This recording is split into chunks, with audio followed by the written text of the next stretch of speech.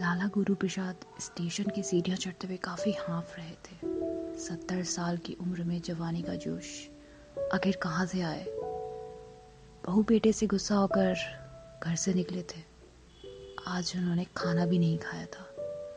अपने जीवन की सारी पूंजी बेटे को दे दी, यह सोचकर कि एक दिन बेटा ही उनके बुढ़ापे की लाठी बनेगा। शुरुआत में तो सुबोध उनका काफी ख्याल रखता था, पर जब से उसकी शादी हुई वह कुछ बदल सा गया था। परिवार की जिम्मेदारियों के बीच वो बूढ़े बाप का पहले जैसा ध्यान नहीं रख पाता था। आए दिन किसी न किसी बात को लेकर बाप बेटे में बहस हो जाती थी, पर आज तो हद ही हो गई। लाला जी ने जब सुबोध से अपने कुछ खर्चे के लिए पैसे मांगे तो सुबोध बोला, पिताजी आपका क्या है, आप तो घर में पड़े रहते हैं, जानते हैं कितनी महंगाई है। मेरी तनख्वाह भी इतनी नहीं है कि मैं आपके ऊपर जरूरत से ज्यादा पैसे खर्च कर सकूं, और मुझे अपने भविष्य के बारे में भी तो सोचना है। अगर आपको गवारा लगे तो आप हमारे साथ रह सकते हैं, अन्यथा जहां जाना चाहें जा सकते हैं, आपकी मर्जी। बेटे के मुंह से यह आवाज सुनकर लाला जी स्तब्ध रह गए। क्या इसी दिन के लिए अपनी सारी जमा पूंजी बेटी की नौकरी के लिए दी थी? अपमानित होकर जीने से तो अच्छा है कि कहीं बाहर जाके रहें, कम से कम बेटी की तो नहीं सुननी पड़ेगी। यही सोचकर लाला जी बिना खाए पिए घर से निकलकर प्लेटफॉर्म पर आकर कहाँ जाएं, ये भी अभी तक तय नहीं कर पाए थे। ठंड ज्यादा थी, लाला जी के हाथ पैर कांप रहे थे। तभी पीछे से खर खर की आवाज आई। एक भिखारी प्लास्टिक ओढ़कर खुद को ठंड से बचाने की कोशिश में लगा हुआ था। लाला जी उसे गौर से देखने लगे। तभी उधर से गुजर रहे कूली ने लाला जी से कहा, क्या देख रहे हो बाबूजी, ये पिछले कई सालों से यहाँ पड़ा है। उम्र के इस पड़ाव पर अगर परिवार साथ है तो ठीक, वरना ऐसे ही दर दर ठोकरें खानी पड़ती हैं। लाला जी के कानों में कूली की आवाज गूंजने लगी। आखिरकार लाला जी जिन सीढ़ियों से स्टेशन आए थे उन्हीं से धीरे धीरे वापस लौटने लगे। शायद उन्होंने समय और हालात से समझौता कर लिया था।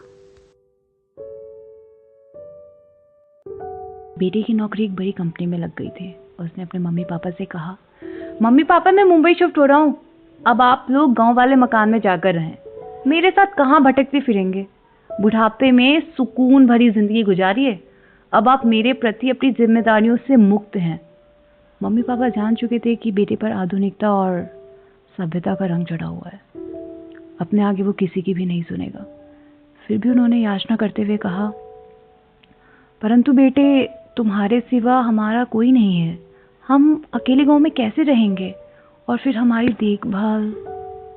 अकेले कहाँ, आप दोनों तो हैं साथ में, फिर मैं तो नौकरी में व्यस्त रहूंगा ना, ऐसे में आप लोगों पर ध्यान कहाँ दे पाऊंगा।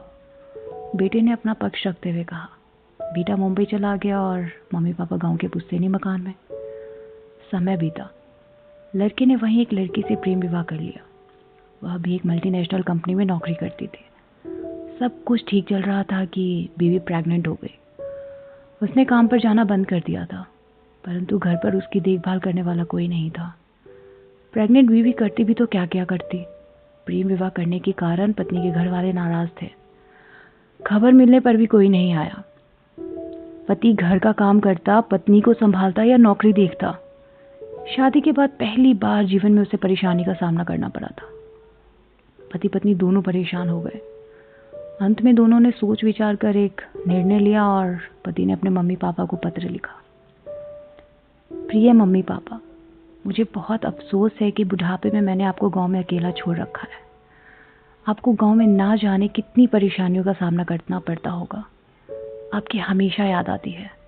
बचपन से लेकर आज तक आप लोगों ने मेरे लिए ना जाने क्या क्या किया, और जब मेरी कुछ करने की बारी आई तो आप लोगों को भगवान भरोसे छोड़ दिया। मम्मी पापा मुझे माफ़ कर दें, मुझे अब अपनी जिम्मेदारी का एहसास हो गया है। समझ में आ गया है कि माँ बाप तो बेटे के प्रति अपने कर्तव्य को पूरा कर लेते हैं, परंतु बेटे अपने माँ बाप के प्रति अपने कर्तव्य को पूरा करने से पीछे हट जाते हैं। मैं हाथ जोड़कर आपसे विनती करता हूँ कि पत्र पाते ही मुंबई आ जाए, ताकि मैं आपके प्रति अपना कर्तव्य पूरा कर सकूं। टिकट साथ में भेज रहा हूँ, मना नहीं कीजिएगा। पिछली गलती के लिए माफ़ी चाहता हूँ। आपका पुत्र आशीष। माँ बेटी का करुणा और कर्तव्य बोध से भरा पत्र पाकर निहाल हो गए। बेटे के बुलावे पर वे मुंबई आ गए। बेटा स्टेशन से उन्हें घर ले गया, क्योंकि घर पर बूढ़े माँ बाप के कर्तव्य उनका इंतजार कर रहे थे और बेटा अपने कर्तव्य से मुक्ति पा चुका था।